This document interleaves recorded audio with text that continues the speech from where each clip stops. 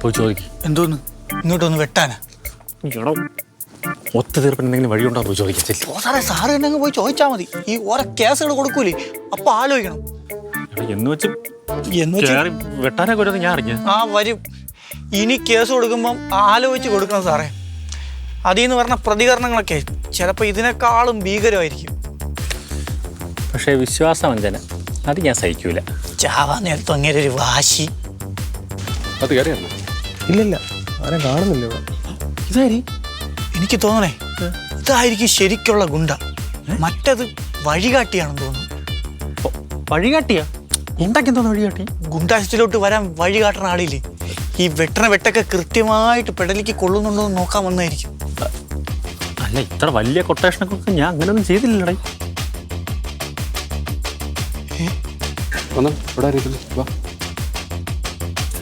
ഇത് ഇങ്ങോട്ട് വരണം തോന്നി. ദൈവം, ഇനി ഇമാർ ശരിക്കുള്ള ഗുണ്ടകളാണോ? എന്ത് വില കൊടുത്തും ഇതിന്റെ കമ്പനിയുടെ എന്റെ ജീവൻ രക്ഷിക്കണം. സാറേ അവര് പറഞ്ഞിട്ടുണ്ട് സാറേ. ഈ സെക്യൂരിറ്റി എന്റെ പൊന്നേട്ടാ, ഞാൻ ഒന്നുമല്ല ചെയ്തത്. ഈ സാറാണ് എല്ലാത്തിന്റെ കാരണം. ഇങ്ങനെ വെട്ടേ കുത്തേ എന്താണെന്ന് ചെയ്തോ, ഞാൻ സാക്ഷി പറയാൻ പോലും വരില്ല. ഞാൻ ഇന്ന് തന്നെ നാട് വിട്ടോളാം. അല്ല, ഒരു സെക്യൂരിറ്റിയുടെ ജോലി ഒഴിവുണ്ടെന്ന് അറിഞ്ഞ് വന്നതാണ്. സെക്യൂരിറ്റി ജോലിയുടെ ഒഴിവുണ്ടെന്ന് അറിഞ്ഞ് വന്നതാണ് നമ്മുടെ. ജോലി ഉണ്ടെങ്കിൽ തരണം, ഞാൻ സത്യസന്ധമായിട്ട് ജോലി ചെയ്തോളാം. ഇവിടെ ഒരു ജോലി ഇവിടെ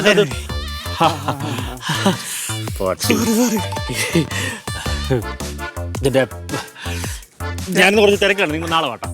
സാറിനെ ഈ പരിചയമില്ലാത്ത ആൾക്കാർക്ക് കാണുമ്പോൾ ചെറിയൊരു പേടി വരെ. അതിൻ്റെയാണ് വേറൊന്നും വിചാരിക്കരുത്. ഓക്കെ, നാളെ വന്നാൽ മതി. നീ അകത്തോട്ടോ ഓട്ടോ.